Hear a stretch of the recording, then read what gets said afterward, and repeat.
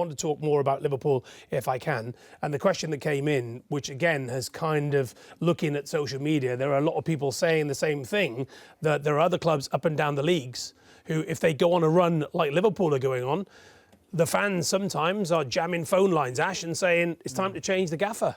Yeah, it's a difficult one because he's got a bit of grace because he won the league last year. I mentioned earlier in the show, you know, that the passing of Diego Jota, you know, rest in peace, and how much that's affected the squad and him as well as the manager.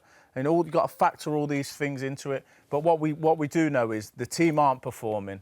He's making a lot of changes within the game, every week to week, and he's just not getting it right. So, as I said before, today's the first time that I've thought I'm not sure Arne Slot can resolve this situation at Liverpool. So then you start looking at, do they make a change? Which seems crazy at the start of the season. They brought good players. I thought, well, they've brought 3 or 4 of the best players around Europe. They're going to go and steamroll the league again. They absolutely haven't. They got outplayed again today. And I can't see Arne Slot. It doesn't fill me with confidence. It'd be interesting to see what he says, but it doesn't fill me with confidence to say, you know what, no worries, I actually know what the problem is and I'll fix it. Not one of the players has settled well.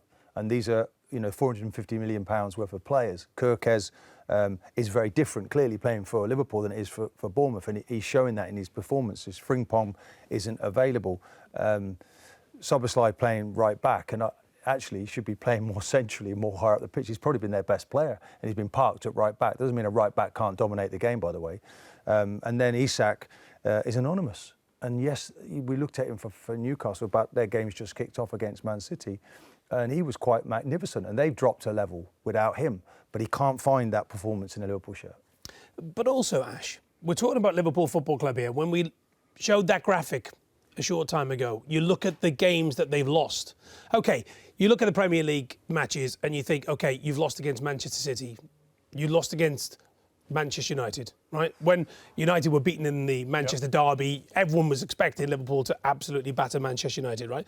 But there are other games on that graphic where when you're the champions of England and you're Liverpool and you spent the huge amounts of cash that Martin has alluded to there, you're expected to win them. You've got to win those games. You're expected to win them, but it doesn't mean that you automatically do. But there's another point in this. Completely agreed. There's another thing that's niggling at me, and I think any manager in the Premier League or around Europe would have took Alexander Isak if he was available, and he went to Liverpool. But up until that point, it seemed okay. They seemed pretty good. Ekitike was flying. Would you have taken both, though? Was it too much an indulgence to take two strikers of that? It's all right in hindsight now saying you shouldn't have took Isak because Ekitike was I think there's a lot of people concerned about buying two players of that quality. But you would have took him. Who wouldn't have taken him? You telling me you wouldn't have took him? Well, Ekitike looked to me like they were buying him to stop someone else taking him.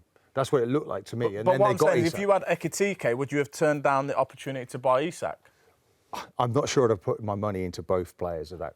There's other departments of the pitch. The two central defenders look too comfortable. No, I agree with you, but they tried to get Mark Gay. But what I'm saying... Too late in the day, though, wasn't it? Far too late in the day. But my point is they've brought Isak in, and it's thrown Ekitike off, and it seems to have thrown the whole team off. I'm not blaming one player by any means, because it's not just Isak's fault. He's just doing what he's doing.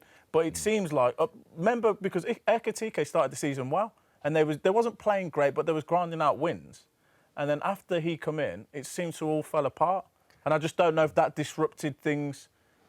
Do you know, like, it's about balance, it's about rhythm. When you're buying your players in your squad, you've got to get that kind of like that chemistry.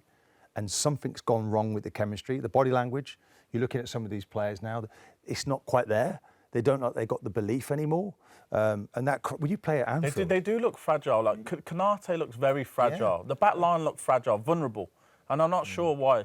Are they not pressing hard enough and there's a lot of balls coming? Well, look at the tactics that Pep Guardiola employed against Liverpool at the Etihad. I mean, putting Jeremy Doku up against Konate when Doku goes inside and sticks it top, it's a mismatch. Yeah, and again, and it's not one player's fault. It's not Isak's fault. It's not Wirtz's fault. It's not any.